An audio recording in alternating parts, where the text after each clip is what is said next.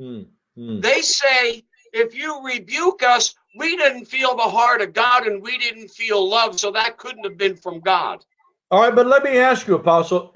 All right, you're using the word rebuke. Let's also interact the word correction, discipline, because when you and I were growing up, our parents corrected us. They disciplined us. They rebuked us, which was all interwoven in the growing process to make us what we've become today. Why in the church is that wrong? That's negative. That, nobody wants that anymore. I think there's two reasons that we see that in the church. I think one is that some people have become power hungry and they've lost the heart of love and they've lost the servant's heart, which is your second point tonight. Yeah, yeah. And because of that, they have a hard time receiving correction or a rebuke.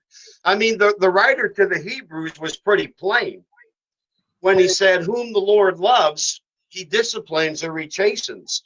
And if he doesn't discipline or chasten or correct, then you're really not his child. You're really illegitimate. Come on, my goodness, brother. And if you want to get into the Greek about it, he said you're a bastard. That's exactly what it's. You're exactly right. You're right. You're right. And so one reason that we don't accept it is because we've forgotten the heart of love many times, and we're not really serving the people. We've come at it from a vantage point that people are there to serve our vision as opposed to us equipping them to fulfill their vision.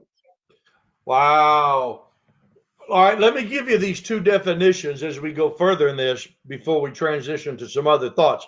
In verse 3, in the King James, he said they will heap to themselves teachers, and then he said having itching ears. What I thought was interesting, Apostle Michael, was this. I like the Framster, by the way. I really like it. Well, that's what AK calls me. I love it. But listen to this. The word heap here, it's the only time this word is used in the entire New Testament in the Greek. Ooh. So it's important. But here's what he said.